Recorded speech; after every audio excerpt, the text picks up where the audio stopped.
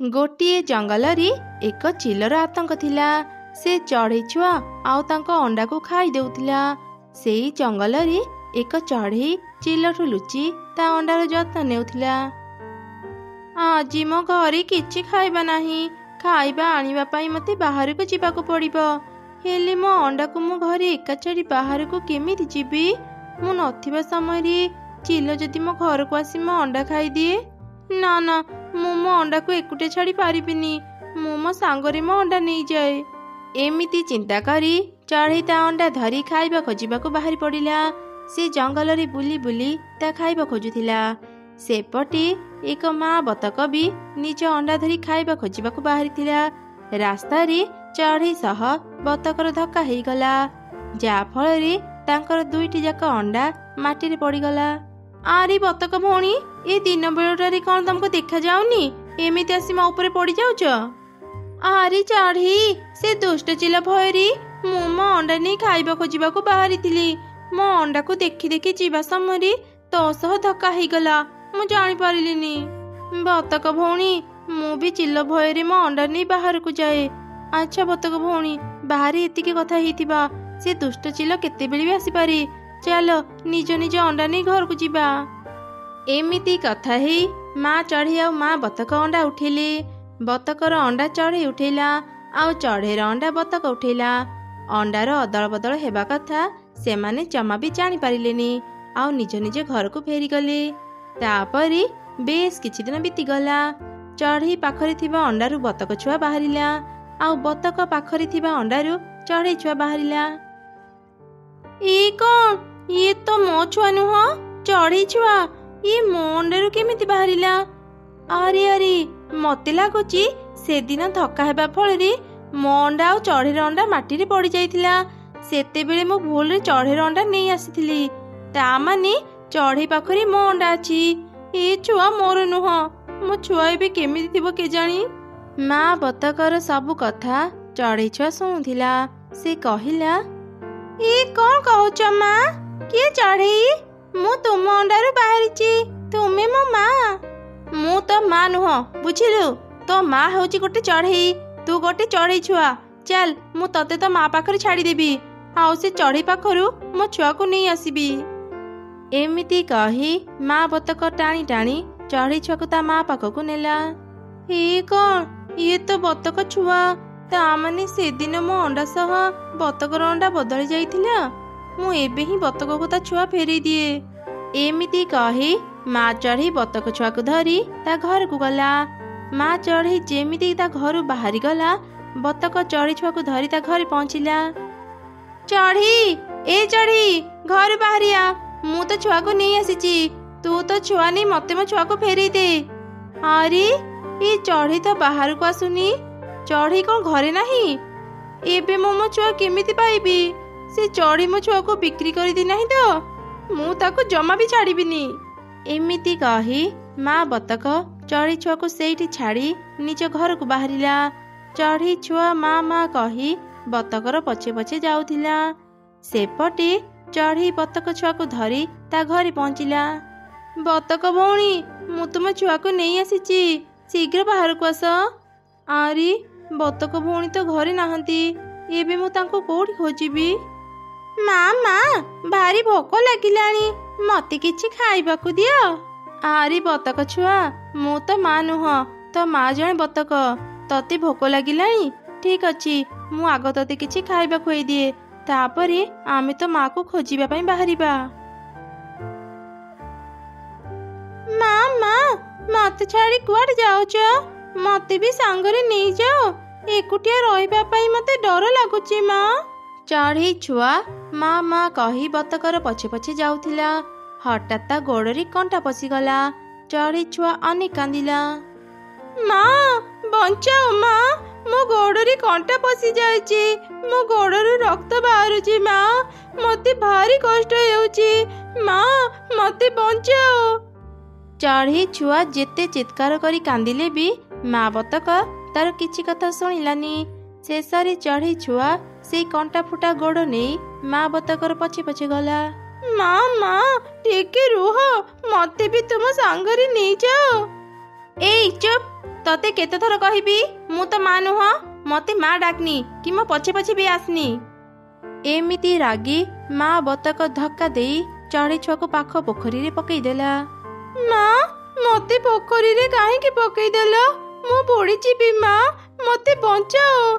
चढ़ई छुआर एपरी चित्कार शुणी माँ बतक मनरे चिंता कला, आरी ए छुआ जेमिति चित्कार करुची केही ना केही एठाको चली आसीबे, मु समस्तक सामने छुआ को मारी पारिबिनी। एबे छुआ को मु पोखरी रे बाहर करिनी, घर को नहीं मु याको मारी देबी। एमिति कही माँ बतक चढ़ई छुआर डेणा धरी ताकू पोखरी ऊपर को टाणिला। माँ बतक एते जोरे चढ़ई छुआर डेणा धरी ताकू टाणुथिला जे चढ़ई छुआर नरम डेणा भांगी गला। ठीक सही समय रे माँ चढ़ई बतक छुआ को धरी निज घर को फेरुथिला। रास्ता रे ये सब घटना देखि से कहिला, आरे आरे करूच कौन, मो झील को केते कष्ट हेउथिबो, छाड़ ताको, मु निजे मो झील को पोखरी रे बाहर करी आनिबी। एमिति कही माँ चढ़ई अति जत्न रे ता छुआ को पोखरी रे बाहर करी आनिला। निज छुआर एपरी अवस्था देखि से माँ बतक को कहिला, बतक भौणी तुमे मो झील रे एकी अवस्था करिच, देख मु तुम छुआ को केते भलरे रखिची। तम छुआ तुमको फेरेबा पई मु तुम घर को जाइथिली, तुमको न पाई मो घर को फेरी आसुथिली, आउ तुमे मो झील रे एपरी अवस्था केमिति करि पारिलो। चढ़ईर ये सब कथा शुणी माँ बतक निज भूल बुझी पारिला। चढ़ई मोर भूल हो गला, मते क्षमा करि दे, मु भाबुथिली तुम छुआ को बिक्री करि देइथिबो, सेई रागरी मु तो छुआ उपरे अत्याचार करुथिली, तो छुआ को तो सांगरे नहीं जा, मते मो छुआ फेरी दे। तापरे माँ चढ़ई निज छुआ को नहीं गला, बतक को ता छुआ फेरी देला। से अति जत्न रे ता छुआ को भल कला। एमिति माँ चढ़ई ता छुआ को फेरी पाई खूब खुशी रे रहिला। नदी पाखरी घर करी एक माँ बतक रहुथिला। से 7टी अंडा देइथिला। अंडारु छुआ बाहरिबा पूर्वरु माँ बतक निज आलमीरा भितरे खाइबा जमा करी रखुथिला। किछि दिन परे अंडारु छोट छोट 7टी छुआ बाहरिले। माँ बतक ता छुआ को देखि खूब खुशी ही गला। मो सुंदर छुआ माने आज मु बहुत खुशी, भगवान को अनेक अनेक धन्यवाद, से आज मते बहुत सुंदर उपहार देइचंती। आजिठू मु एका रहिबिनी, मो 7 छुआ भी मो सांगरे रहिबे। माँ माँ आमको भारी भोक लागिलानी, किछि खाइबा को दियो ना। एमिति सुनी माँ बतक ता आलमीरा भितरु खाइबा बाहर करी ता छुआ को देला। देखु देखु किछि दिन बीती गला। बतक छुआ माने टिके बड़ हेले। माँ आमे एबे बड़ हेलुनी, आमे केबे नदी को जीवु, आमको ना नदी पानी रे पहरिबा को भारी इच्छा होउची। हाँ माँ घरे रही रही आमको विरक्त लागिलानी, आमको भी थरे बाहर को नहीं जाओ ना। अच्छा अच्छा ठीक अछि, आज जदि तमे माने बाहर को जीवा को चाहुच तेबे चलो, मु आज तम माने को नदी को बुलेबा पई नहीं जीबी। तापरे माँ बतक ता 7 छुआ को नहीं नदी को गला। 7 छुआ तांक माँ सह नदी पानी रे पहरिले। समस्ते बहुत मजा कले।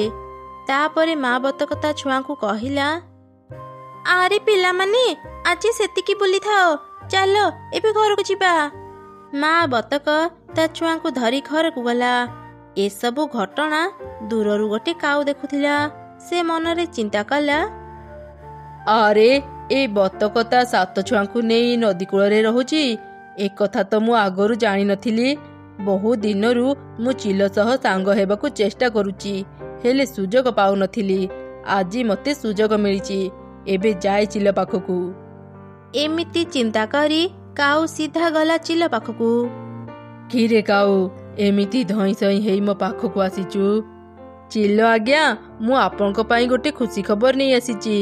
नदी पाखरे घर करी गोटे माँ बतक रहुची, तार 7टी छुआ अछंती। छुआ माने भारी हृष्टपृष्ट। तू सत कहूचु काऊ, एबे ही मुसे माँ बतकर घर को जीवी, आउ मजा करी तार 7 छुआ को खाइबी। चिल आज्ञा मु एते बड़ खबर आपन को देली, ता बदल रे कोन आपन मते किछि भी देबेनी? काऊ तते देबा पाई एबे मो पाखरे टंका नाही। नाई नाई चिल आज्ञा मु आपन को टंका मागुनी, मु केवल चाहूची आपण मो सह सांग हुअंतु, ଆପଣଙ୍କ ଭଳି ଶକ୍ତିଶାଳୀ ପକ୍ଷୀ ମୋ ସହ ସାଙ୍ଗ ହେଲେ ସବୁ ଚଢ଼େଇ ମୋତେ ବି ଡରି ମୋର ସମ୍ମାନ କରିବେ। ତା ବଦଳରେ ମୁଁ ପ୍ରତିଦିନ ଆପଣଙ୍କୁ ଶିକାର ଖୋଜିବାରେ ସାହାଯ୍ୟ କରିଦେବି। ଓ ଏଇ କଥା, ଠିକ୍ ଅଛି, ଆଜିଠୁ ତୁ ମୋର ସାଙ୍ଗ। ଏବେ ଚାଲ ସେ ବତକର ଘରକୁ ଯିବା। ଏମିତି କଥା ହେଇ ସେମାନେ ମା ବତକର ଘରକୁ ଗଲେ। ମା ବତକ ତା ଛୁଆଙ୍କ ସହ ଘରେ ବସିଥିଲା।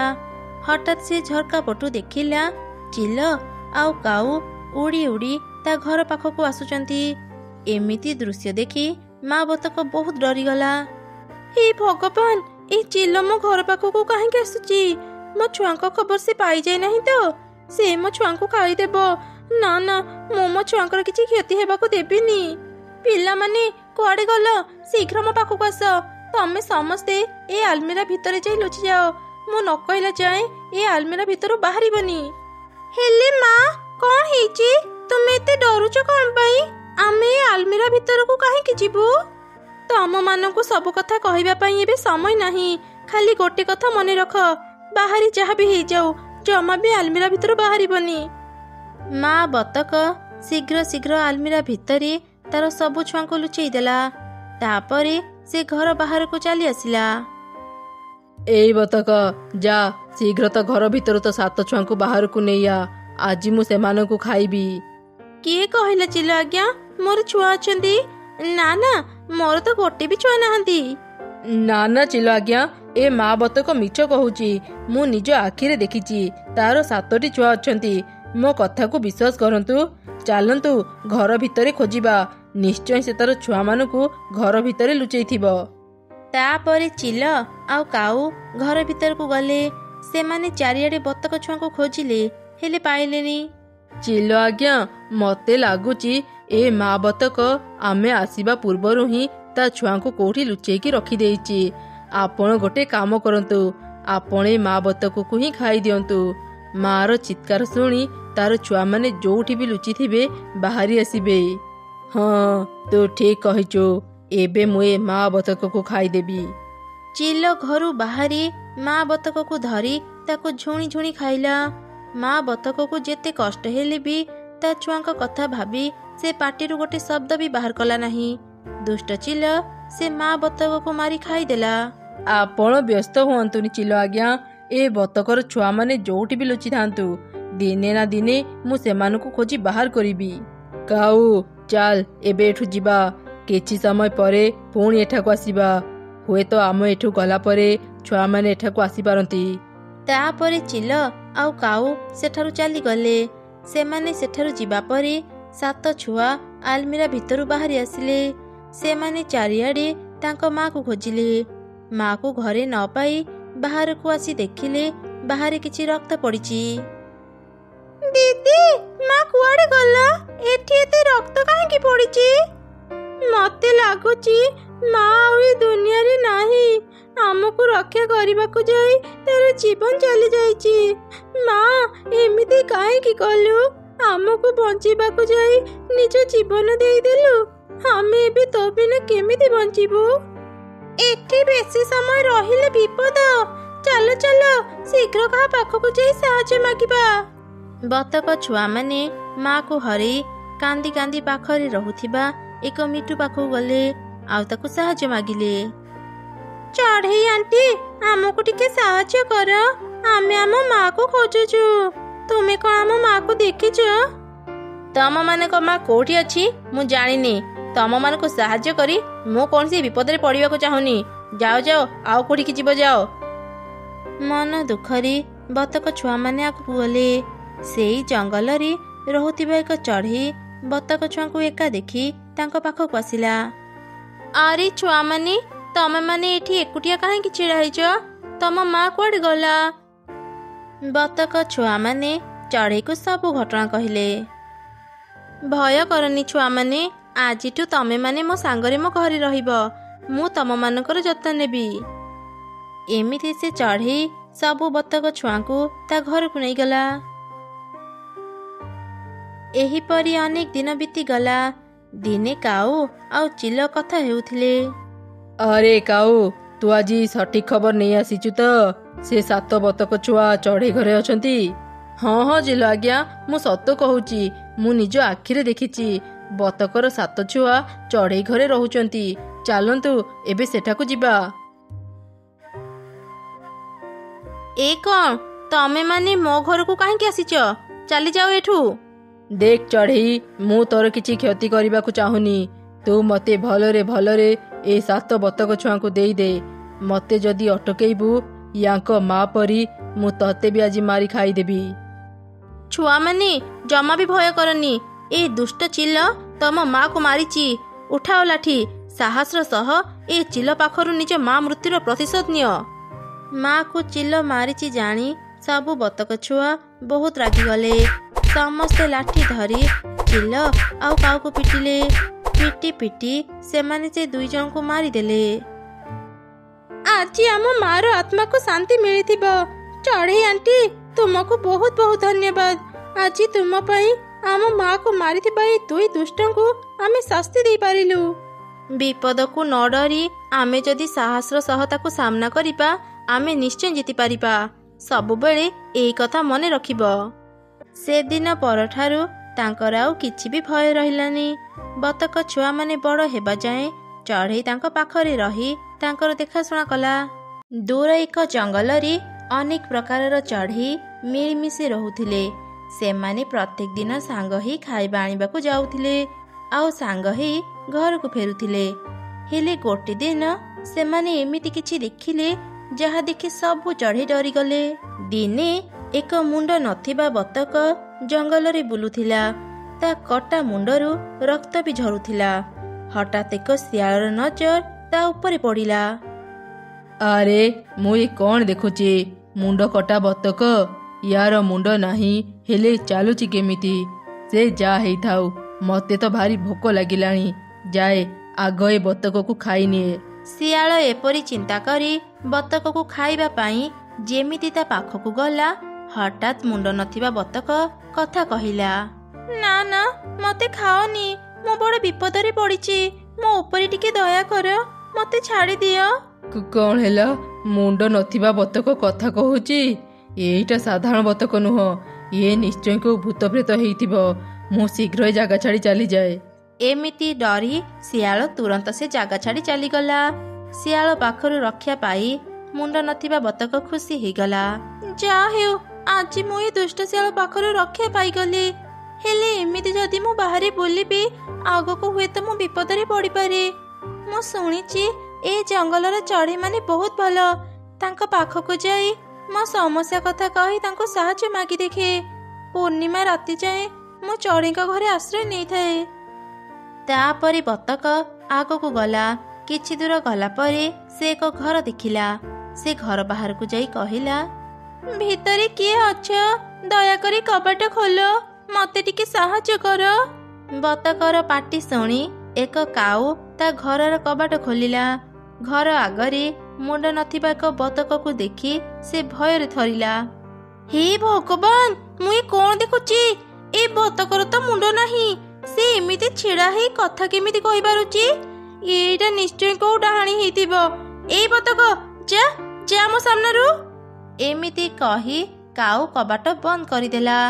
ମୁଣ୍ଡ ନଥିବା ବତକ ମନ ଦୁଃଖରେ ଆଉ ଗୋଟେ ଚଢ଼େଇର ଘରକୁ ଗଲା। ହେଲେ ସେ ଚଢ଼େଇ ମୁଣ୍ଡ ନଥିବା ବତକକୁ ଦେଖୁ ଦେଖୁ ହିଁ ବେହୋସ ହେଇ ତଳେ ପଡ଼ିଗଲା। ଆରେ, ଏ ଚଢ଼େଇ ମାନେ ତ ମତେ ଦେଖିକି ବହୁତ ଡରି ଯାଉଛନ୍ତି। ମୋ ସମସ୍ୟା କଥା ମୁଁ କାହାକୁ ବି କହିପାରୁନି। ଏବେ ମୁଁ କ'ଣ କରିବି? ମୁଣ୍ଡ ନଥିବା ବତକ ସାହାଯ୍ୟ ପାଇବା ଆଶାରେ ଅନେକ ଚଢ଼େଇଙ୍କ ପାଖକୁ ଗଲା।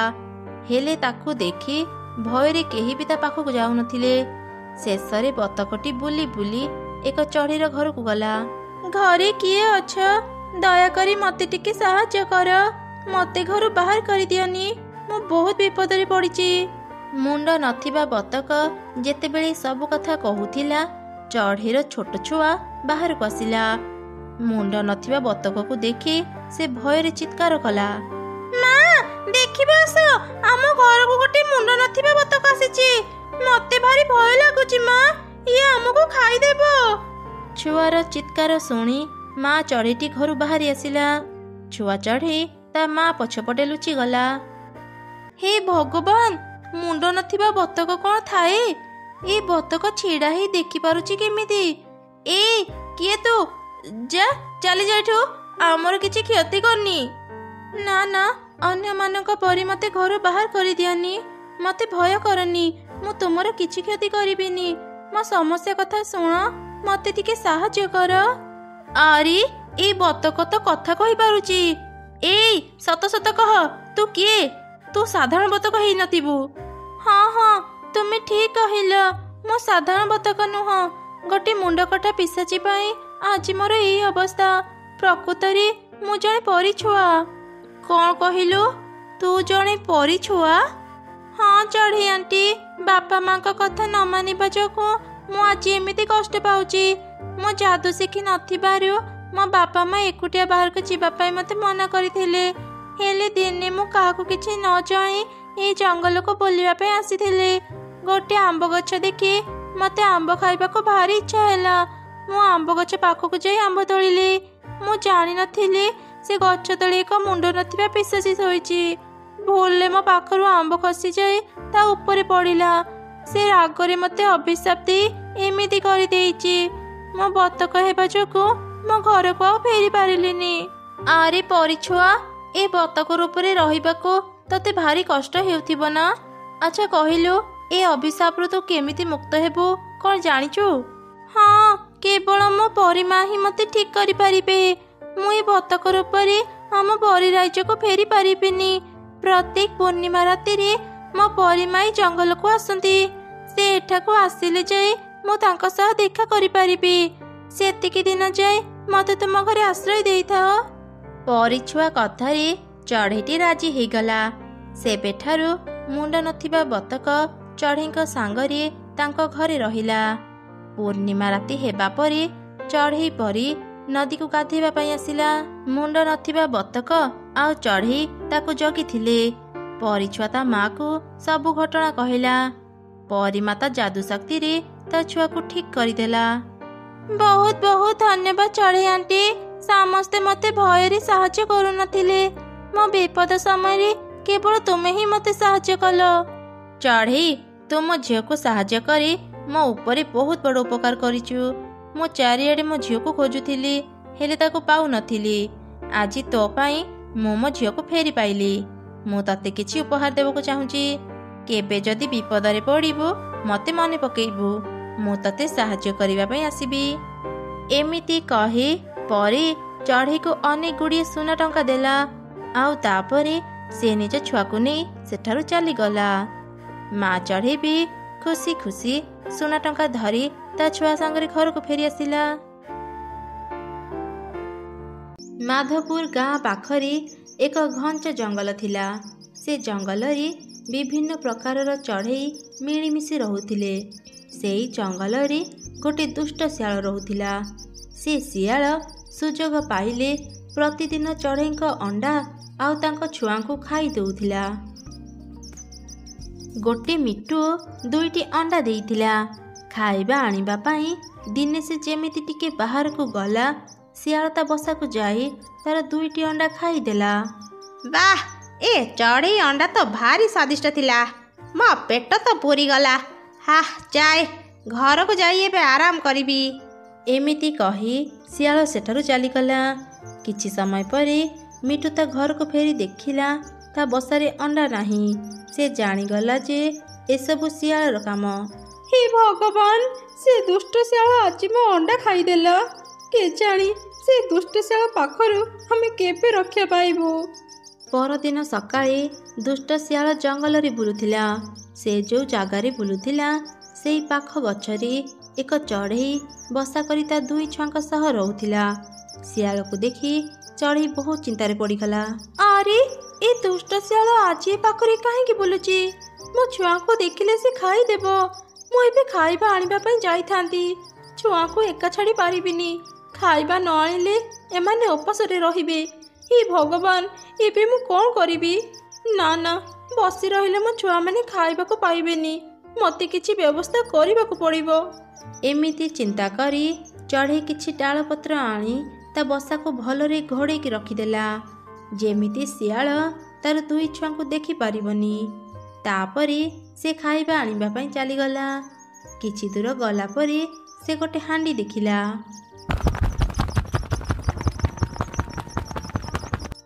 ଏଇଟା କ'ଣ ଏତେ ସୁନ୍ଦର ଗୋଟେ ହାଣ୍ଡି? ଏ ଜଙ୍ଗଲକୁ ଆଣିଲା କିଏ? ମୁଁ ଏ ହାଣ୍ଡିକୁ ଥରେ ଖୋଲିକି ଦେଖେ, ହୁଏତ କିଛି ଖାଇବା ପାଇଯିବି। ଏମିତି ଚିନ୍ତା କରି ଚଢ଼େଇ ଯେମିତି ସେ ହାଣ୍ଡିର ଢାଙ୍କୁଣୀ ଖୋଲିଲା, ଆଶ୍ଚର୍ଯ୍ୟକର ଏକ ଘଟଣା ଘଟିଲା।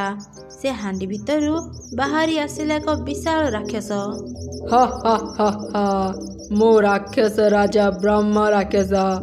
ଏତେ ଦିନ ପରେ ଯାଇ ମୁଁ ବାହାରକୁ ଆସିଲି। ବାହାର ଦୁନିଆଟା କେତେ ସୁନ୍ଦର, ହେଲେ ମୋତେ ବାହାରକୁ ଆଣିଲା କିଏ? ବ୍ରହ୍ମ ରାକ୍ଷସ, ମୁଁ ଚଢ଼େଇ, ମୁଁ ତମକୁ ବାହାରକୁ ଆଣିଛି। କ'ଣ ହେଲା? ଏ ଛୋଟ ଚଢ଼େଇଟା ମୋତେ ବାହାରକୁ ଆଣିଲା? ଛି ଛି, ମୋ ସାଙ୍ଗ ରାକ୍ଷସମାନେ ଜାଣିଲେ ମୋ ଉପରେ ବହୁତ ହସିବେ। ନା ନା, ମୁଁ ସେମିତି ହେବାକୁ ଦେବିନି। ମୁଁ ତତେ ଏବେ ଏଇଠି ଖାଇଦେବି, ଏକଥା କେହି ଜାଣିପାରିବେନି। ହେ ଭଗବାନ, ମୁଁ ଏ କେମିତିକା ବିପଦରେ ପଡ଼ିଗଲି। ରାକ୍ଷସ ରାଜା, ତୁମେ ତ ମୋତେ ଆଜି ଖାଇବ, ତା ମୁଁ ଜାଣି ସାରିଲିଣି। ଆଜି ମୋର ଶେଷ ଦିନ, ହେଲେ ମରିବା ପୂର୍ବରୁ ମୁଁ କିଛି ଜାଣିବାକୁ ଚାହୁଁଥିଲି। କିଛି ସମୟ ପରେ ମରିବୁ? ଆଉ କେତେ ଢଙ୍ଗ କରୁଛି ଦେଖ। କ'ଣ ଜାଣିବାକୁ ଚାହୁଁଛୁ ଶୀଘ୍ର କହ। ତୁମେ ଏତେ ବଡ଼ ଗୋଟେ ରାକ୍ଷସ ଏ ଛୋଟ ହାଣ୍ଡି ଭିତରେ ରହିଲ କେମିତି? କଥାଟା ମୁଁ କିଛି ବୁଝିପାରୁନି। ଓ ଏଇ କଥା, ହଉ ଶୁଣ। ମୁଁ ଯେମିତି ବଡ଼ ହେଇପାରେ ସେମିତି ଛୋଟ ବି ହେଇପାରେ। ରାକ୍ଷସ ରାଜା ହେଇ ମୋତେ ମିଛ କହୁଛ? ଏମିତି କୋଉଠି ହୁଏ? ମୋର ତ ବିଶ୍ୱାସ ହେଉନି। ତତେ ବିଶ୍ୱାସ ହେଉନି ତ? ହଉ, ମୁଁ ଏବେ ତତେ ଦେଖାଉଛି। ଏମିତି ରାକ୍ଷସ ଚଢ଼େଇ କଥାରେ ପଡ଼ି ଛୋଟ ହେଇ ଯେମିତି ହାଣ୍ଡି ଭିତରକୁ ଗଲା, ଚଢ଼େଇ ସଙ୍ଗେ ସଙ୍ଗେ ସେ ହାଣ୍ଡିର ଢାଙ୍କୁଣୀକୁ ଲଗେଇଦେଲା। ଏବେ ରାକ୍ଷସ ପା ମଜା, ମୋତେ ଖାଇବାକୁ ଭାବୁଥିଲୁ ନା? ଏବେ ହାଣ୍ଡି ଭିତରେ ପଚି ପଚି ମର। ଆରେ ଚଢ଼େଇ, ମୋତେ ଏ ହାଣ୍ଡି ଭିତରୁ ବାହାର କରିଦେ।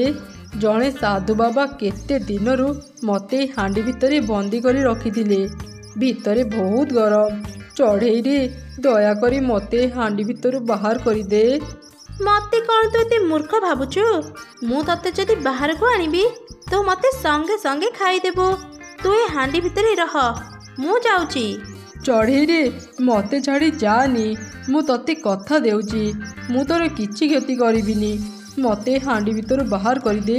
ତୁ ଯାହା କହିବୁ ମୁଁ ସବୁ ମାନିବି। ଏମିତି ଶୁଣି ଚଢ଼େଇ ମନରେ ଚିନ୍ତା କଲା, ସେ ଦୁଷ୍ଟ ଶିଆଳ ଆମ ଜଙ୍ଗଲର ସବୁ ଚଢ଼େଇଙ୍କୁ ବହୁତ ହଇରାଣ କରୁଛି। ମୁଁ ଏ ରାକ୍ଷସ ସାହାଯ୍ୟରେ ତାକୁ ଉଚିତ ଶିକ୍ଷା ଦେଇପାରିବି। ଆଚ୍ଛା ଠିକ୍ ଅଛି, ମୁଁ ତମ ଉପରେ ବିଶ୍ୱାସ କରି ଶେଷ ଥର ପାଇଁ ତୁମକୁ ସାହାଯ୍ୟ କରୁଛି। ନିଜ କହିଥିବା କଥା ଯେମିତି ଭୁଲିବନି। ତାପରେ ଚଢ଼େଇ ପୁଣି ଥରେ ହାଣ୍ଡିର ଢାଙ୍କୁଣୀକୁ ଖୋଲିଦେଲା। ବ୍ରହ୍ମ ରାକ୍ଷସ ବାହାରି ଆସିଲା। ଆରେ ଚଢ଼େଇ, ତୁ କେତେ ଭଲରେ। ତୁ ଛୋଟ ଚଢ଼େଇଟା ବୋଲି ମୁଁ ତୋର ମଜା ଉଡ଼ଉଥିଲି। ତୋର କ'ଣ ଦରକାର କହ, ମୁଁ ତତେ ସବୁ ଦେବି। ଚାଲ ଏବେ ତ ଘରକୁ ଯିବା।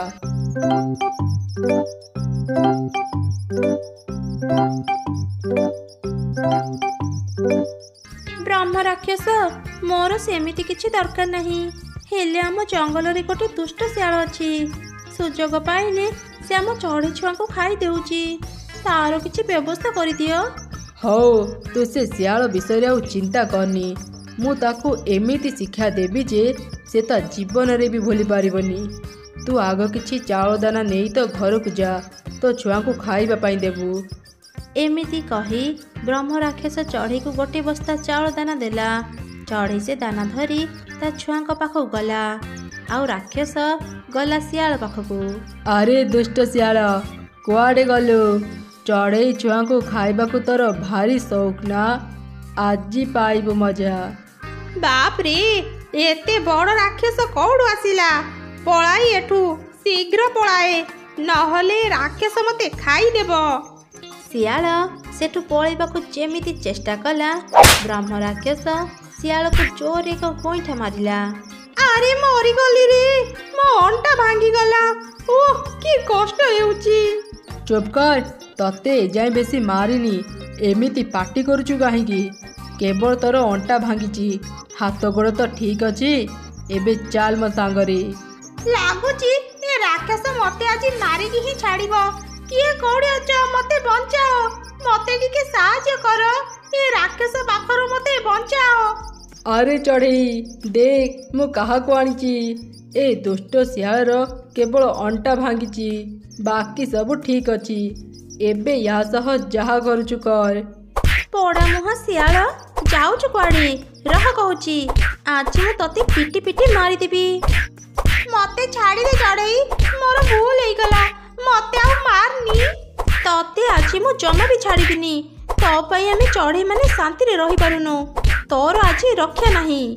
ଆଉ ମାରନି ଚଢ଼େଇ, ମୋ ଅଣ୍ଟା ତ ଭାଙ୍ଗି ଯାଇଛି, ହାତ ଗୋଡ଼ ବି ଭାଙ୍ଗିଯିବ। ମୁଁ ତତେ କ୍ଷମା ମାଗୁଛି, ମୋର ଭୁଲ ହେଇଗଲା। ହରୁଟେ ମତେ ଛାଡ଼ିଦେ, ମୁଁ ଏ ଜଙ୍ଗଲ ଛାଡ଼ି ବହୁତ ଦୂରକୁ ଚାଲିଯିବି। ଠିକ୍ ଅଛି, ଆଜି ମୁଁ ତତେ ଛାଡ଼ିଦେଲି, ଆଉ ଦିନେ ଯେମିତି ତତେ ମୁଁ ଏ ଜଙ୍ଗଲରେ ଦେଖିବିନି। ତାପରେ ଶିଆଳ ତାର ଭଙ୍ଗା ଅଣ୍ଟା ନେଇ ଛୋଟେଇ ଛୋଟେଇ ସବୁଦିନ ପାଇଁ ଜଙ୍ଗଲ ଛାଡ଼ି ଦୂରକୁ ଚାଲିଗଲା।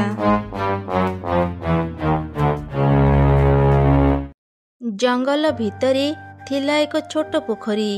ଦିନେ ସେ ପୋଖରୀରେ 3ଟି ବତକ ପହଁରୁଥିଲେ। ହଠାତ୍ ସେମାନେ କାନ୍ଦିବାର ସ୍ୱର ଶୁଣିଲେ।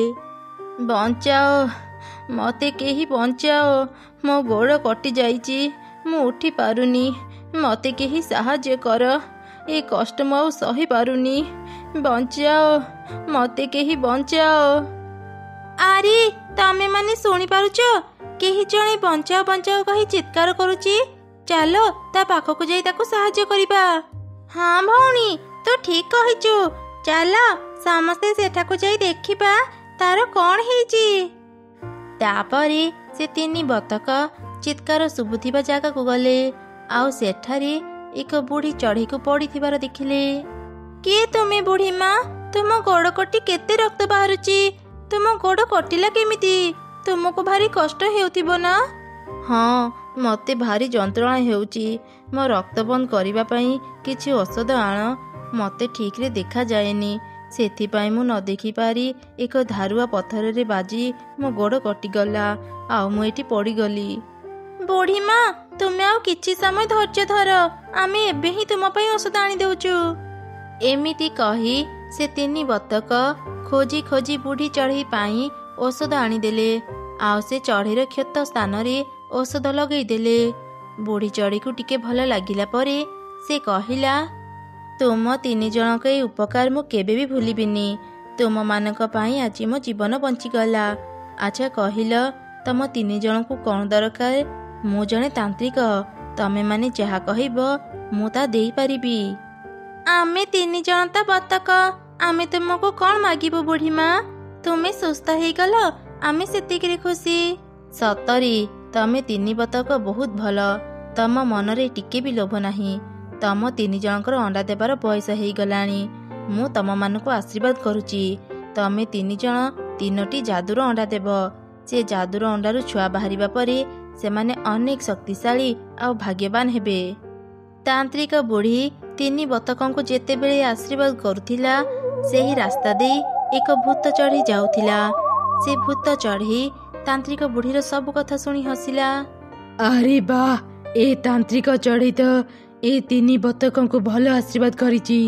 ମୁଁ ଯଦି ସେ ଯାଦୁର ଅଣ୍ଡା ପାଇଯାଆନ୍ତି, ଯଜ୍ଞ କରି ସେ ଅଣ୍ଡା 3ଟି ଖାଇଲେ ମୁଁ ଅନେକ ଶକ୍ତି ପାଇଯାଆନ୍ତି। ମୋତେ ନଜର ରଖିବାକୁ ହେବ, ଯେତେବେଳେ 3 ବତକ ଅଣ୍ଡା ଦେବେ ମୁଁ ତାଙ୍କ ଅଣ୍ଡା ଚୋରି କରି ନେବି। ସେପଟେ 3 ବତକ ତାନ୍ତ୍ରିକ ବୁଢ଼ୀକୁ ଧନ୍ୟବାଦ ଜଣାଇ ନିଜ ଘରକୁ ଚାଲିଗଲେ। ଯାଦୁର ଅଣ୍ଡା ପାଇବା ଲୋଭରେ ସେ ଭୂତ ଚଢ଼େଇ ବି ତାଙ୍କ ପଛେ ପଛେ ଗଲା। ଓ, ଏଇଟା ତାହେଲେ ସେ 3 ବତକଙ୍କ ଘର। ଏବେ ମୁଁ ବି ଏଇ ପାଖରେ ରହିବି, ଆଉ ଏ 3 ଜଣଙ୍କ ଉପରେ ନଜର ରଖିବି।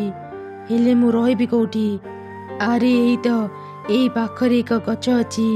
ଆଜିଠୁ ମୁଁ ସେଇଠି ରହି ଏ 3 ବତକଙ୍କ ଉପରେ ନଜର ରଖିବି। ସେବେଠାରୁ ଭୂତ ଚଢ଼େଇ ସେଇ ଗଛରେ ରହି 3 ବତକଙ୍କ ଉପରେ ନଜର ରଖୁଥିଲା। କିଛି ଦିନ ବିତିଗଲା। ଦିନେ 3 ବତକ 3ଟି ଅଣ୍ଡା ଦେଲେ। ଆରେ ଭଉଣୀମାନେ, ବୁଢ଼ୀ ମାଙ୍କ ଆଶୀର୍ବାଦ ଯୋଗୁଁ ଆଜି ଆମେ 3ଟି ଅଣ୍ଡା ଦେଇଛେ। ଏଇ 3 ଅଣ୍ଡା ଭିତରେ ଆମ ଯାଦୁର ଛୁଆମାନେ ଅଛନ୍ତି। ଏବେଠାରୁ ଆମେ ଆମ ଅଣ୍ଡା ଗୁଡ଼ିକର ଖୁବ୍ ଯତ୍ନ ନେବା, ଯେମିତି କାହା ନଜର ଆମ ଅଣ୍ଡା ଉପରେ ପଡ଼ିବନି। 2 ବତକ ବି ତା କଥାରେ ରାଜି ହେଲେ, ଆଉ ସମସ୍ତେ ନିଜ ନିଜ ଅଣ୍ଡାର ଯତ୍ନ ନେଲେ। ଏସବୁ ଗଛ ଉପରେ ଥାଇ ଭୂତ ଚଢ଼େଇ ବି ଦେଖୁଥିଲା। ମୋ ନଜର ତ ତମ 3 ଜଣଙ୍କ ଅଣ୍ଡା ଉପରେ ପଡ଼ି ସାରିଛି। କେହି ବି ମୋ ପାଖରୁ ତମମାନଙ୍କ ଅଣ୍ଡାକୁ ରକ୍ଷା କରିପାରିବିନି। ଆଜି ରାତିରେ ହିଁ ମୁଁ ତମମାନଙ୍କ ଅଣ୍ଡାକୁ ଚୋରି କରି ନେଇଯିବି। ଏମିତି ସେ ଦିନ ବିତିଗଲା, ଆଉ ରାତି ହେଇଗଲା। ରାତିର ଅନ୍ଧାରରେ ଚୁପ୍ ଚୁପ୍ ଭୂତ ଚଢ଼େଇ ବତକଙ୍କ ଘରେ ପଶିଲା। ଆରେ ଏ 3 ଜଣ ତ ଶୋଇଛନ୍ତି, ମୋ ପାଇଁ ତ ବହୁତ ଭଲ। ଏବେ ମୁଁ ଖୁବ୍ ସହଜରେ ଏମାନଙ୍କ ଅଣ୍ଡା ଚୋରି କରିପାରିବି। ଶୋଇଥାଅ, ତମେ 3 ଜଣ ମହା ଶାନ୍ତିରେ ଶୋଇଥାଅ। ସକାଳେ ଉଠିଲେ ଆଉ ତମେମାନେ ନିଜ ଅଣ୍ଡା ପାଇବନି।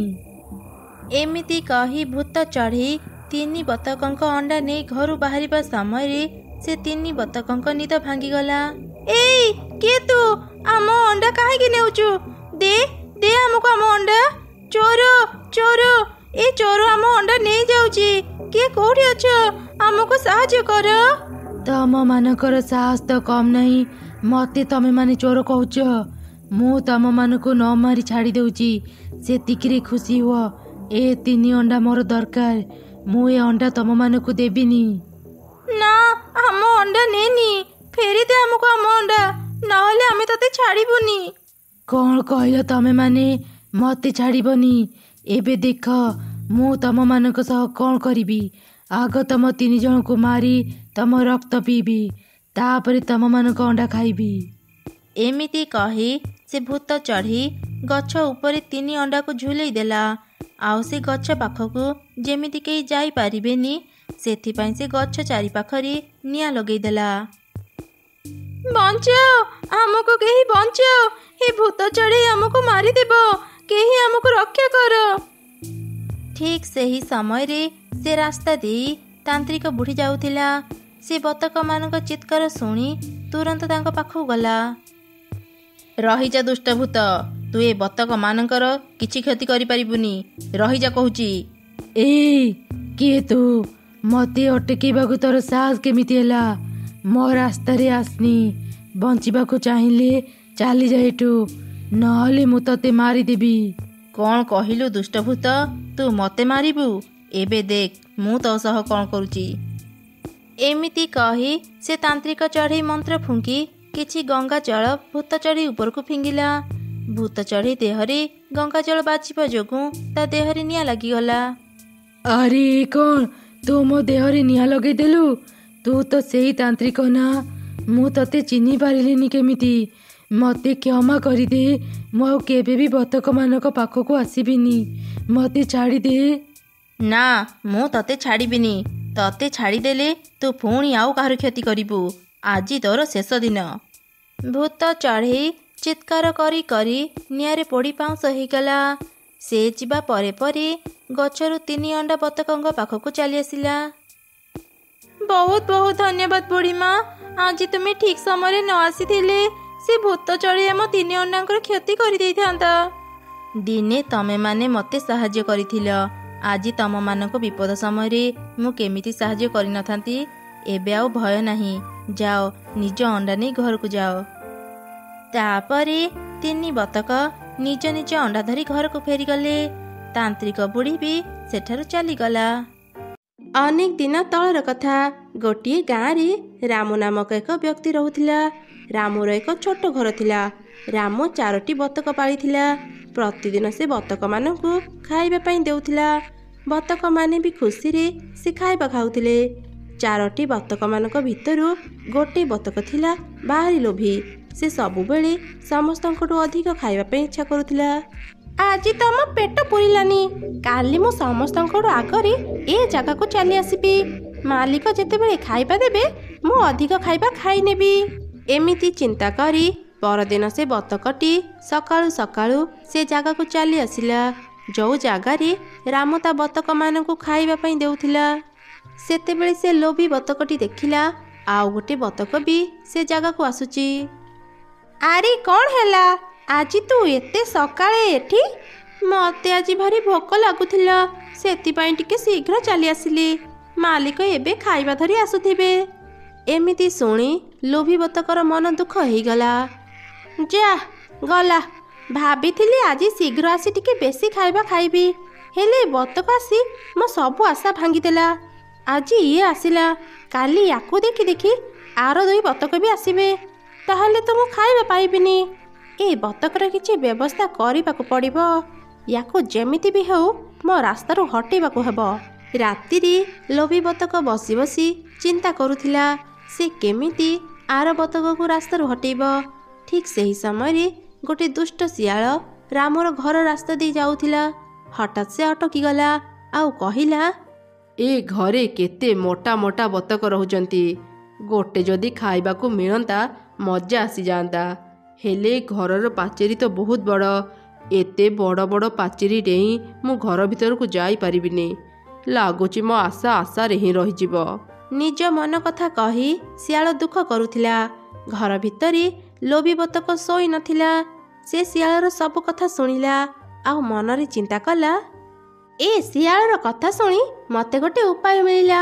ତା ସାହାଯ୍ୟରେ ମୁଁ ସେ ବତକ ପାଖରୁ ମୁକ୍ତ ହେଇପାରିବି।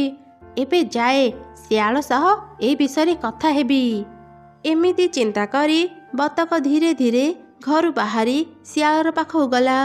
ବତକକୁ ନିଜ ପାଖକୁ ଆସିବାର ଦେଖି ଶିଆଳ ତ ବେଶ ଖୁସି ହେଇଗଲା। ଆରେ ବାହ, ଆପେ ଆପେ ହିଁ ଗୋଟେ ବତକ ମୋ ପାଖକୁ ଆସୁଛି। ଆଉ ଟିକେ ଆସୁ ମୋ ପାଖକୁ, ତାକୁ ଶୀଘ୍ର ଗିଳି ପକେଇବି। ଶିଆଳ ଭାଇ, ମୋ କଥା ଟିକେ ଶୁଣିବ? ହଁ ହଁ, ତୁ ଯାହା କହିବୁ ମୁଁ ସବୁ ଶୁଣିବି। ଆଗ ଟିକେ ଗେଟ୍ ବାହାରକୁ ଆ। ମୋତେ ଖାଇବା କଥା ଚିନ୍ତା କରନି, ମୁଁ ତମକୁ ଆହୁରି ବଢ଼ିଆ ବଢ଼ିଆ ମୋଟା ତାଜା ବତକ ଖାଇବା ପାଇଁ ଦେଇପାରିବି। ଆଚ୍ଛା, ତୁ କେମିତି ମୋତେ ବତକ ଖାଇବାକୁ ଦେଇପାରିବୁ କହିଲୁ? ଯଦି ମୋତେ ତ କଥା ପସନ୍ଦ ନ ଆସେ ମୁଁ ତତେ ହିଁ ଖାଇଦେବି। ଓହୋ ଶିଆଳ ଭାଇ, ମୋ କଥା ତ ଆଗେ ଶୁଣ। କାଲି ସକାଳେ ଗେଟ୍ ବାହାରେ ଥିବା ସେଇ ଯେଉଁ ଗଛ ଅଛି ତା ପଛପଟେ ଲୁଚି ରହିଥିବ। ସୁଯୋଗ ଦେଖି ମୁଁ ଗୋଟେ ବତକ ଧରି ତମ ପାଖକୁ ଯିବି। ତମେ ସେ ବତକକୁ ଧରି ସିଧା ଜଙ୍ଗଲ ଭିତରକୁ ଚାଲିଯିବ, ଆଉ ସେଠି ମନ ଭରି ଖାଇବ। ଗୋଟେ କଥା କହିଲୁ, ମୁଁ ଯଦି ସେ ବତକକୁ ଖାଇବି ତୋର କ'ଣ ଲାଭ ହେବ? ସେ ବତକ ମୋର ଅଧା ଖାଇବା ଖାଇଦେଉଛି, ତା ପାଇଁ ମୋ ପେଟ ପୁରୁନି। ସେଥିପାଇଁ ମୁଁ ତାକୁ ମୋ ରାସ୍ତାରୁ ହଟେଇବାକୁ ଚାହୁଁଛି। ଏମିତି କଥା ହେଇ ଶିଆଳ ଚାଲିଗଲା ଜଙ୍ଗଲ ଭିତରକୁ, ଆଉ ବତକ ଖୁସି ଖୁସି ଘର ଭିତରକୁ ଚାଲିଗଲା। ପରଦିନ ସକାଳେ ଲୋଭୀ ବତକ ଖାଇବା ମିଳିବା ଜାଗାରେ ଛିଡ଼ା ହେଇଥିଲା। ସେତେବେଳେ ଆର ବତକ ବି ସେଠି ପହଞ୍ଚିଗଲା। ଆରେ ତୁ ଆସିଗଲୁ, ଖାଇବା ପାଇଁ ଜଗିଛୁ କି? ହଁ, ମୁଁ ଆସିଗଲି। ସବୁଦିନ ତ ମାଲିକ ଏଇ ସମୟରେ ଏଠାକୁ ଖାଇବା ଧରି ଆସନ୍ତି, ଆଜି ତାଙ୍କର ଏତେ ଡେରି କାହିଁକି ହେଉଛି? ମୁଁ ତତେ ସେଇ କଥା କହିବା ପାଇଁ ଏଠି ଛିଡ଼ା ହେଇଛି। ଆମ ମାଲିକ ଆଉ ଗୋଟେ ଜାଗାରେ ବି ଖାଇବା ଦିଅନ୍ତି। ମୁଁ ପରା କାଲି ସେ ଜାଗା ଦେଖିକି ଆସିଛି। ଚାଲ ଆଜି ଆମେ ସେଇ ଜାଗାକୁ ଯିବା, ସେଠି ନା ବହୁତ ଖାଇବା ଅଛି। ଅନ୍ୟ ବତକଟି ଟିକେ ବୋକା ଥିଲା। ସେ ଲୋଭୀ ବତକର କଥାକୁ ବୁଝିପାରିଲାନି, ଆଉ ସେ ତା କଥାରେ ରାଜି ହେଇଗଲା। ତୁ ସତ କହୁଛୁ, ସେ ଜାଗାରେ ବହୁତ ଖାଇବା ଅଛି?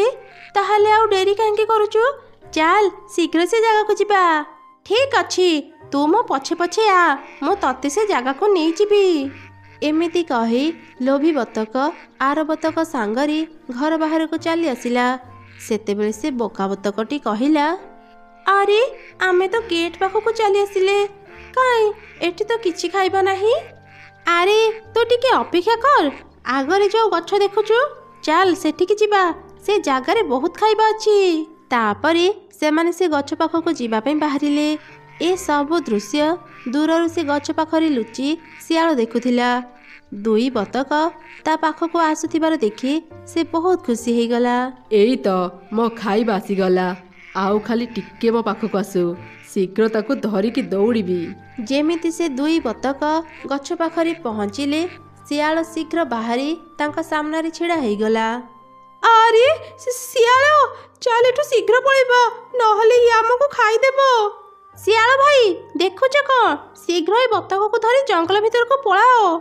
ବତକର କଥା ସରୁ ସରୁ ଶିଆଳ ସେ ଅନ୍ୟ ବତକକୁ ଧରି ଜଙ୍ଗଲ ଭିତରକୁ ଚାଲିଗଲା।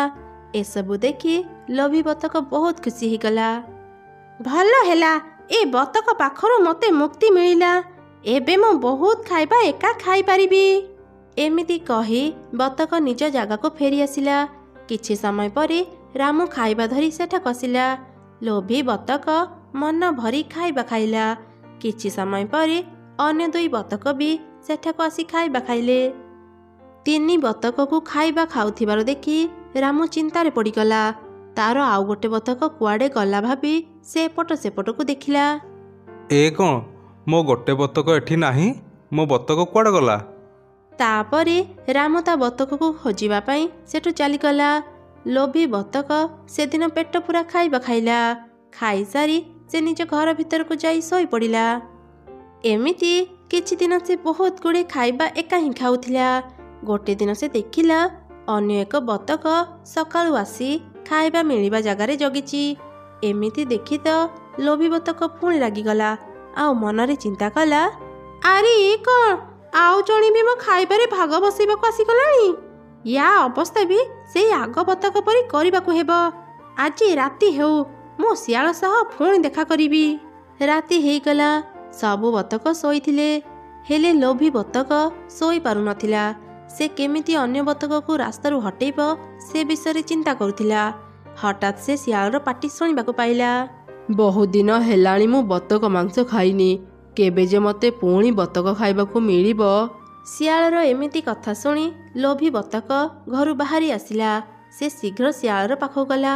आउ ताकू कहिला, आरे सियाल भाई आसीगल, तुम पाखरे मोर गोटे काम थिला। कि रे बतक, तू तो कहिथिलु तू मते एठी थिबा सबु बतक खाइबा पई देबु, हेले काई तू तो मते आउ बतक खाइबा पई देलु नाही? मु तो एबे सेई कथा ही कहिबाको आसीची। काली सकाळे तुमे सेई जगारे लुचिथिबो जो जगारे प्रथमे लुचिथिल। मु काली ही तुम पाखକୁ आउ गोटे बतक नै जिबी। सियाल भी बतक कथारे राजी हेगला। आउ तापरे से दुई जण निज निज घर को फेरी गले। सकाळ हेला परे से भल बतकटी खाइबा जगह को आसिला। ताकू आगरु ही से लोभी बतक अपेक्षा करिथिला। से ताकू भी सेई एका कथा कही घर बाहर को नहीं आसिला। सियाल पूर्वरु ही गछ पछपटे लुचिथिला। से जेमिति देखिला दुई बतक ता पाखरे पहुँचिले, से शीघ्र बाहर को आसी भल बतक को धरी जंगल भीतर को चलीगला। एसबु देखि तो लोभी बतक पुणी खुशी होगला। जा हेउ ए बतक भी मो रास्तारू हटिगला।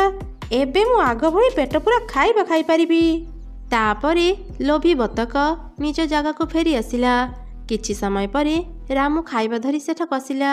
से खाइबा देई देखिला तार आउ गोटे बतक सेठी नाही। बतक हजिबा देखि से पुणी चिंतारे पड़ीगला। से ता बतक खोजिबा पई चलीगला। किछि दिन तो लोभी बतक बेस मजा करी एकुटिया पेट पूरा खाइबा खाउथिला। दिने से देखिला शेष बतक भी शीघ्र खाइबा जगह को चली आसुची। एथर से लोभी बतक भीषण रागिगला। आउ से ताकू भी मारिबा पई चिंता कला। थरे राति रे सुजोग देखि से सियाल सह देखा कला।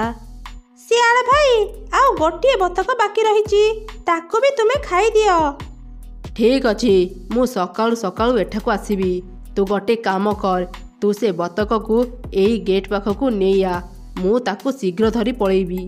एमिति योजना बनेई सेमाने फेरी गले। परदिन सकाळे लोभी बतक चार बतक को कहिला, तू एठी खाइबा पई अपेक्षा करिचु ना? एठी अपेक्षा करी किछि लाभ नाही। चाल मु तते गोटे जगह को नेई जिबी, सेठी तू बहुत खाइबा पाइबू। शेष बतकटी देखिथिला जो माने भी लोभी बतक सांगरे जाउचंती सेमाने आउ फेरु नाहंती। ता मनरे संदेह हेला।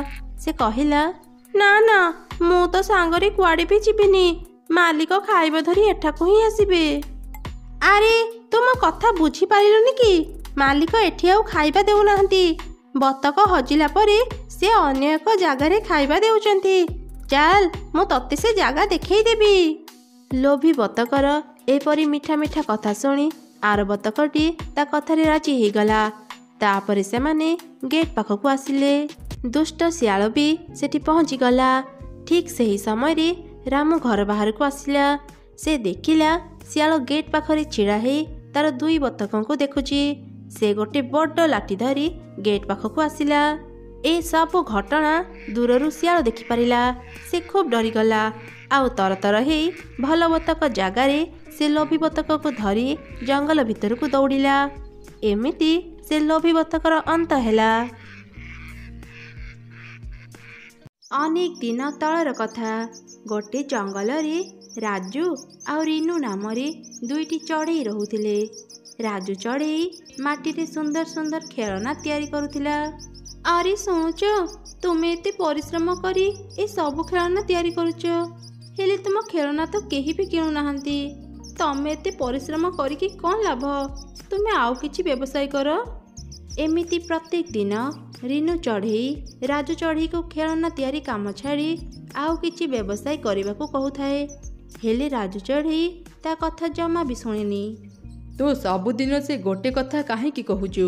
ତୁ କ'ଣ ଜାଣିନୁ, ମନ ଦେଇ ପରିଶ୍ରମ କଲେ ଦିନେ ନା ଦିନେ ସଫଳତା ମିଳିଥାଏ। ତୁ କିଛି ଦିନ ଅପେକ୍ଷା କର, ଦେଖିବୁ ଦିନେ ନା ଦିନେ ଆମକୁ ବି ଆମ ପରିଶ୍ରମର ସଠିକ୍ ମୂଲ୍ୟ ମିଳିବ। ଭଗବାନ କାହାକୁ ବି ନିରାଶ କରନ୍ତିନି। ହଁ ହଁ, ମୁଁ ତ ଦେଖିପାରୁଛି ଭଗବାନ ତୁମ ଉପରେ କେତେ ଦୟା କରୁଛନ୍ତି। ମୁଁ ତମକୁ ବହୁତ ବୁଝେଇଛି, ହେଲେ ଆଉ ନୁହଁ। ଯାହା ମନକୁ ଇଚ୍ଛା କର, ମୁଁ ତମକୁ ଆଉ କିଛି ବି କହିବିନି। ଏମିତି କହି ରିନୁ ଚଢ଼େଇ ସେଠାରୁ ଚାଲିଗଲା। ରାଜୁ ଚଢ଼େଇ ପୁଣି ଥରେ ତା ଖେଳନା ତିଆରି କାମରେ ଲାଗିଗଲା। କିଛି ସମୟ ପରେ ସେ ତା ଖେଳନା ଧରି ବଜାରକୁ ଗଲା।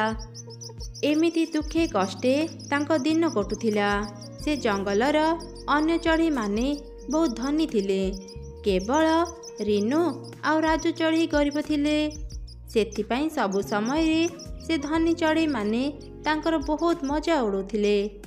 ଦିନେ ରିନୁ ଚଢ଼େଇ ରାସ୍ତାରେ ଯାଉଥିଲା। ସେ ତା ପିଲାଦିନର ସାଙ୍ଗ ପାରାକୁ ଦେଖିଲା। ପାରା ବି ସେ ଜଙ୍ଗଲର ଗୋଟେ ଧନୀ ଚଢ଼େଇ ଥିଲା। ଆରେ ପାରା, ବହୁତ ଦିନ ପରେ ତୋ ସହ ଦେଖା ହେଲା। କେମିତି ଅଛୁ? ଘରେ ସମସ୍ତେ ଭଲ ନା? ତୁ ମୋତେ ଡାକିବାକୁ ସାହସ କେମିତି କଲୁ? ତୁ ଯେବେ ସେ ଖେଳନା ବାଲାକୁ ବାହା ହେଲୁ, ଆମ ସମ୍ପର୍କ ସେଦିନ ଭାଙ୍ଗିଗଲା। ଚାଲି ଆସିଲା ମୋ ଭଲ ମନ୍ଦ ବୁଝିବା ପାଇଁ। ତୋ ଭଳି ଗୋଟେ ଗରିବ ଚଢ଼େଇ ସହ କଥା ହେବାକୁ ମୋର ଜମା ବିଚ୍ଛା ନାହିଁ। ଶୀଘ୍ର ମୋ ସାମ୍ନାରୁ ଚାଲିଯା, ଛୋଟ ଲକୁଡ଼ିଗାର। ପାରାର ଏମିତି କଥା ଶୁଣି ରିନୁ ଚଢ଼େଇ ମନ ଦୁଃଖ କରି ଘରକୁ ଫେରି ଆସିଲା। ସେ ରାଜୁ ଚଢ଼େଇକୁ ବି ପୁଣି ରାଗିଲା। କେବଳ ତମ ପାଇଁ ଆଜି ସେ ପାରା ମୋତେ ଏତେ କଥା କହିଦେଲା। ମୁଁ ଆଉ ସହିପାରୁନି। କେତେ ଥର କହିଛି ମୁଁ ତମକୁ ଏ କାମ କରନି କରନି, ହେଲେ ତମେ ମୋ କଥା ଜମା ବି ଶୁଣୁନ କ'ଣ ପାଇଁ? ରିନୁ, ତୁ ଅନ୍ୟମାନଙ୍କ କଥା ଶୁଣୁଛୁ କ'ଣ ପାଇଁ? ମୁଁ ତତେ ବହୁତ ଥର ବୁଝେଇଛି ଅନ୍ୟମାନଙ୍କ ଫାଲତୁ କଥା ନ ଶୁଣି ନିଜ କାମରେ ମନ ଦେବା ପାଇଁ। ତୁ ଭଗବାନଙ୍କ ଉପରେ ବିଶ୍ୱାସ ରଖ। ଦିନେ ନା ଦିନେ ସବୁକିଛି ଠିକ୍ ହେଇଯିବ। ତୁ ଟିକେ ଧୈର୍ଯ୍ୟ ଧର। ଏତେ ଅଧୈର୍ଯ୍ୟ କାହିଁକି ହେଉଛୁ?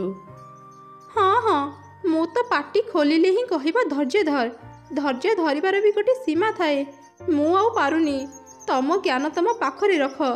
2 ଓଳି 2 ମୁଠା ଖାଇବାକୁ ତ ଦେଇପାରୁନ, ଖାଲି ବଡ଼ ବଡ଼ କଥା କହୁଥାଅ। ମୁଁ ଆଉ ତମ ସାଙ୍ଗରେ ରହିପାରିବିନି। ଏମିତି ରାଗି ରିନୁ ଚଢ଼େଇ ସେଠାରୁ ଚାଲିଗଲା। ସେଇ ଜଙ୍ଗଲରେ ବଣ୍ଟି ନାମକ ଗୋଟେ କାଉ ରହୁଥିଲା। ସେ ବି ରାଜୁ ଚଢ଼େଇ ପରି ମାଟିରେ ଖେଳନା ତିଆରି କରୁଥିଲା। ହେଲେ ସେ ଗରିବ ନଥିଲା। ସେ ଧନୀ ହେଇଥିବାରୁ ସହରକୁ ଯାଇ ଦାମୀ ରଙ୍ଗ କିଣୁଥିଲା। ସେ ତା ମାଟି ଖେଳନାରେ ସେ ରଙ୍ଗ ଦେବାରୁ ତା ଖେଳନା ସବୁ ଚକଚକ କରୁଥିଲା। ଯାହାଫଳରେ ସବୁ ଚଢ଼େଇ ତା ପାଖରୁ ହିଁ ଖେଳନା କିଣୁଥିଲେ। ବଣ୍ଟି କାଉ ଆଉ ରାଜୁ ଚଢ଼େଇର ଖେଳନା ଦୋକାନ ପାଖାପାଖି ଥିଲା। ଆରେ ଏ ରାଜୁ ଚଢ଼େଇ, ତୁ ସବୁଦିନ ଏ ବେକାର ଖେଳନା ଧରି ବଜାରକୁ କାହିଁକି ଆସୁଛୁ? କେହି ତ ତୋଠୁ ଖେଳନା କିଣୁନାହାନ୍ତି। ବ୍ୟବସାୟ କେମିତି କରାହୁଏ ତୁ ଜାଣିନୁ। ତତେ ଗୋଟେ ପରାମର୍ଶ ଦେଉଛି, ତୁ ଏ ବେକାର କାମ ଛାଡ଼ିଦେ, ଆଉ କିଛି ଅଲଗା କାମ କର। କିଛି ନହେଲେ ତ 2 ଓଳି 2 ମୁଠା ଖାଇବା ତ ଯୋଗାଡ଼ କରିପାରିବୁ। କାଉ, ତତେ ପରାମର୍ଶ କିଏ ମାଗିଲା? ଆଉ ତୁ ଏମିତି କଥା କାହିଁକି କହୁଛୁ? ତୁ ତୋ କାମ କର, ମୁଁ ମୋ କାମ କରୁଛି। ସେମାନେ ଏମିତି କଥା ହେବା ସମୟରେ ରିନୁ ଚଢ଼େଇ ସେ ରାସ୍ତାରେ ଯାଉଥିଲା। ସେ ରାଜୁ ଚଢ଼େଇ ପାଖକୁ ଆସିଲା। କାଉ ପାଖରେ ଏତେ ରଙ୍ଗୀନ ଖେଳନା ଦେଖି ସେ ମନରେ ଚିନ୍ତା କଲା, ଆରେ ଏ କାଉର ଖେଳନା ଏତେ ସୁନ୍ଦର କେମିତି? ସେ କୋଉଠୁ ମାଟି ଆଣି ଖେଳନା ତିଆରି କରୁଛି। ମୁଁ ତାକୁ ଥରେ ପଚାରି ତାପରେ ରାଜୁକୁ ବି କହିବି ସେ ବି ସେଇଠୁ ମାଟି ଆଣି ଖେଳନା ତିଆରି କରିବ। ଏମିତି ଚିନ୍ତା କରି ରିନୁ ଚଢ଼େଇ ଦିନେ ବଣ୍ଟି କାଉକୁ ମାଟି କୋଉଠୁ ଆଣୁଛ ବୋଲି ପଚାରିଲା। ହେଲେ କାଉ ତାକୁ କିଛି ବି କହିଲାନି। କହିବ ବି କେମିତି? ସେ ପାହାଡ଼ ଆରପାରିରୁ ମାଟି ଆଣୁଥିଲା, ଯୋଉଠି ଗୋଟେ ଯାଦୁର ହଂସ ରହୁଥିଲା। ସେ ହଂସ ସୁନାର ଅଣ୍ଡା ଦିଏ। ବଣ୍ଟି କାଉ ଏକଥା ଗୋଟେ ତାନ୍ତ୍ରିକ ଜଡ଼ି ପାଖରୁ ଶୁଣିଥିଲା। ସେଥିପାଇଁ ସେ ପ୍ରତ୍ୟେକ ରାତିରେ ଯାଦୁର ହଂସ ଖୋଜିବା ପାଇଁ ପାହାଡ଼ ସେପାରିକୁ ଯାଉଥିଲା। ହେଲେ ସେ ଦିନେ ବି ଯାଦୁର ହଂସକୁ ପାଉନଥିଲା। ସେ ନିରାଶ ହେଇ କିଛି ମାଟି ଧରି ଘରକୁ ଫେରୁଥିଲା, କାରଣ ସେପଟର ମାଟି ବହୁତ ଭଲ ଥିଲା। ଏ ସବୁ କଥା କାଉ ଚଢ଼େଇକୁ କହିବ ବା କେମିତି? ସେଥିପାଇଁ ଚଢ଼େଇ ଯେତେ ପଚାରିଲେ ବି କାଉ ତାକୁ କିଛି କହୁନଥିଲା। ରିନୁ ଚଢ଼େଇ ମନ ଦୁଃଖରେ ନିଜ ଘରକୁ ଫେରି ଆସିଲା। ଏମିତି ବେଶ କିଛି ଦିନ ବିତିଗଲା।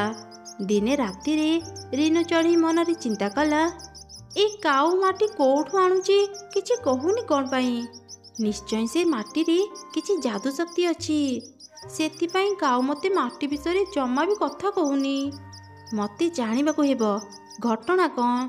ମୁଁ ବି ସେଇଠୁ ମାଟି ଆଣିବି। ଆରେ ରିନୁ, ଏସବୁ କ'ଣ ଚିନ୍ତା କରୁଛୁ? କାଉର ଇଚ୍ଛା ନଥିବ କହିବା ପାଇଁ, ତୁ କାହିଁକି ତାକୁ ବାଧ୍ୟ କରି ପଚାରୁଛୁ? ରାତି ବହୁତ ହେଲାଣି। ଇଆଡ଼ୁ ସିଆଡ଼ୁ କିଛି ଚିନ୍ତା ନ କରି ଏବେ ଶୋଇପଡ଼। ନା ନା, ଏ ବୋକା ଦ୍ୱାରା କିଛି କାମ ହେବନି। ଏ ରାଜୁକୁ କହି କିଛି ଲାଭ ନାହିଁ। ମୁଁ ଆଜି ସେ ବଣ୍ଟି କାଉ ଉପରେ ନଜର ରଖିବି, ଦେଖିବି ସେ କୋଉଠୁ ମାଟି ଆଣୁଛି।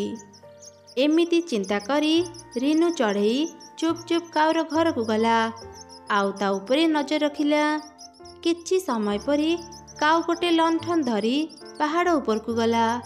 ତା ପଛେ ପଛେ ରିନୁ ଚଢ଼େଇ ବି ଗଲା। ସେପଟେ ରାଜୁ ଚଢ଼େଇର ନିଦ ଭାଙ୍ଗି ଯାଇଥିଲା। ସେ ରିନୁକୁ ଘରେ ନ ଦେଖି ବାହାରକୁ ଚାଲି ଆସିଲା। ସେ ଦେଖିଲା କାଉ ପଛେ ପଛେ ରିନୁ ଯାଉଛି। ଏମିତି ଦେଖି ସେ ବି ତାଙ୍କ ପଛରେ ଗଲା। କିଛି ଦୂର ଗଲା ପରେ ରିନୁ ଅଟକିଗଲା। କାଉ ପାହାଡ଼ ଭିତରକୁ ଚାଲିଗଲା। ରାଜୁ ଚଢ଼େଇ ରିନୁ ପାଖରେ ପହଞ୍ଚି କହିଲା, ଆରେ ରିନୁ, ତୁ ବଣ୍ଟି କାଉର ପଛେ ପଛେ କାହିଁକି ଆସିଛୁ କହିଲୁ? ରାଜୁ ଚଢ଼େଇର କଥା ଶୁଣି ରିନୁ ଚଢ଼େଇ ଡରିଗଲା। ସେ ଜାଣିନଥିଲା ରାଜୁ ଚଢ଼େଇ ତା ପଛେ ପଛେ ଆସୁଛି। ଆରେ ତୁମେ କେତେବେଳେ ଆସିଲ? ଆସିଛ ଯେତେବେଳେ ଚାଲ ଦେଖିବା କାଉ କୋଉଠୁ ମାଟି ନେଇ ଖେଳନା ତିଆରି କରୁଛି। ଏମିତି କଥା ହେଇ ସେମାନେ କାଉକୁ ଦେଖିଲେ। ସେମାନେ ଯାଦୁର ହଂସ ଆଉ ସୁନା ଅଣ୍ଡା କଥା କିଛି ବି ଜାଣିନଥିଲେ। ସେମାନେ କେବଳ କାଉ କୋଉଠୁ ମାଟି ନେଇ ଖେଳନା ତିଆରି କରୁଛି ସେଇଟା ଜାଣିବା ପାଇଁ ତାର ପଛା କରୁଥିଲେ। ସେପଟେ କାଉ ଏପଟ ସେପଟ ହେଇ ଯାଦୁର ହଂସକୁ ଖୋଜୁଥିଲା। ଧେତ୍, ଆଜି ବି ସେ ଯାଦୁର ହଂସକୁ ପାଇଲିନି। ସେ ତାନ୍ତ୍ରିକ କ'ଣ ମୋତେ ମିଛ କଥା କହିଥିଲା? ମୁଁ କେତେ ଦିନ ସେ ହଂସକୁ ଖୋଜିବି? କାହିଁ ସେ ସୁନା ଅଣ୍ଡା ଆଉ କାହିଁ ସେ ଯାଦୁର ହଂସ? ମୁଁ ତ କାହାକୁ ବି ଦେଖିବାକୁ ପାଉନି। ସେ ଏମିତି ଚିନ୍ତା କରୁଥିବା ସମୟରେ ତାର ନଜର ସେ ଯାଦୁର ହଂସ ଉପରେ ପଡ଼ିଲା। ସେତେବେଳେ ଯାଦୁର ହଂସ ଶୋଇଥିଲା। ତାକୁ ଦେଖି ବଣ୍ଟି କାଉ କହିଲା, ଆରେ ଆରେ, ଏଇ ତ ସେ ଯାଦୁର ହଂସ।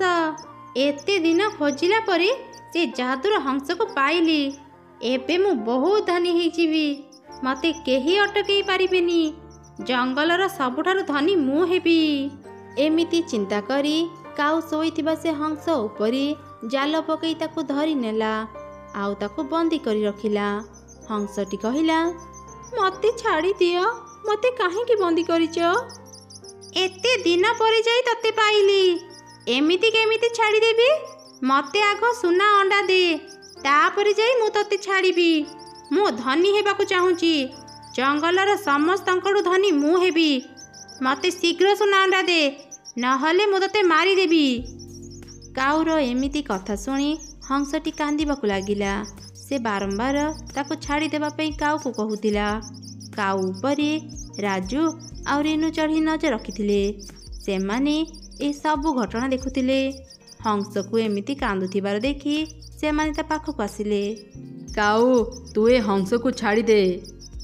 ଆରେ ତମେ ଦୁଇ ଜଣ ଏଠାକୁ କେମିତି ଆସିଲ? ମୁଁ ତ ଏକୁଟିଆ ଆସିଥିଲି। ଏ ଜାଗା ବିଷୟରେ ମୁଁ ତ କାହାକୁ ବି କହିନଥିଲି। ତମେ ମାନେ କେମିତି ଆସିଲ କୁହ? ଆମେ କେମିତି ଆସିଲୁ ନ ଆସିଲୁ ତା ତ ପରେ କହିବୁ।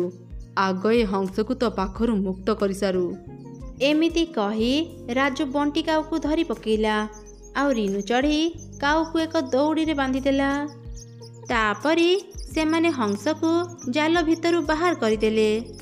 ତୁମ ଦୁଇ ଜଣଙ୍କୁ ବହୁତ ଧନ୍ୟବାଦ। ତୁମେ ଦୁଇ ଜଣ ସଠିକ ସମୟରେ ଆସିନଥିଲେ ଏ ଲୋଭି କାଉ ମୋତେ ମାରି ଦେଇଥାନ୍ତା। ହେଲେ ତୁମେ ଏତେ ରାତିରେ ଏଠି କ'ଣ କରୁଥିଲ? ମୁଁ ଏ ଜାଗାକୁ ପ୍ରତିଦିନ ଅଣ୍ଡା ଦେବାକୁ ଆସିଥାଏ, ହେଲେ ଆଜି ମୋତେ ଥକା ଲାଗିବାରୁ ମୁଁ ଶୋଇ ପଡ଼ିଥିଲି, ଯୋଉଥିପାଇଁ ଦୁଷ୍ଟ କାଉ ମୋତେ ଧରି ପକେଇଲା। ତମେ ଦୁଇ ଜଣ ମୋତେ ମୁକ୍ତ କରି ମୋ ଉପରେ ବହୁତ ବଡ଼ ଉପକାର କରିଛ। କୁହ ତୁମକୁ କ'ଣ ଦରକାର, ମୁଁ ତମକୁ ସବୁ ଦେବି। ନା ନା, ଆମର କିଛି ଦରକାର ନାହିଁ। ତମେ ଏ ଲୋଭି କାଉ ପାଖରୁ ରକ୍ଷା ପାଇଲ, ଆମେ ସେତିକିରେ ଖୁସି। ହଁ ହଁ ହଂସ, ଆମକୁ ଆଉ କିଛି ଦରକାର ନାହିଁ। ତୁମେ ବିପଦରେ ପଡ଼ିଥିଲ, ତୁମକୁ ସାହାଯ୍ୟ କରିବା ଆମର କର୍ତ୍ତବ୍ୟ। ସତରେ ତମେ ଦୁଇ ଚଢ଼େଇ ବହୁତ ଭଲ। ମୁଁ ଏ ଜାଗାରେ କିଛି ସୁନା ଅଣ୍ଡା ଦେଇଛି। କାହାରି ନଜର ନ ପଡ଼ିବା ପାଇଁ ମୁଁ ସେ ସୁନା ଅଣ୍ଡାକୁ ଲୁଚେଇକି ରଖିଥିଲି। ମୁଁ ଏବେ ହିଁ ତମକୁ ସେ ସୁନା ଅଣ୍ଡା ଦେବି। ଏମିତି କହି ହଂସ ସେମାନଙ୍କୁ କିଛି ସୁନା ଅଣ୍ଡା ଦେଲା।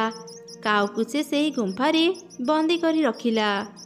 ଦୁଇ ଚଢ଼େଇ ସୁନା ଅଣ୍ଡା ଧରି ଘରକୁ ଫେରିଲେ। ସୁନା ଅଣ୍ଡା ବିକ୍ରି କରି ସେମାନେ ବହୁତ ଧନୀ ହେଇଗଲେ। ଗରିବ ଅସହାୟ ଚଢ଼େଇମାନଙ୍କୁ ସେମାନେ ସାହାଯ୍ୟ କରୁଥିଲେ। ଏମିତି ଦେଖି ଜଙ୍ଗଲର ଅନ୍ୟ ଚଢ଼େଇମାନେ ତାଙ୍କ ସହ ଭଲ ବ୍ୟବହାର କଲେ।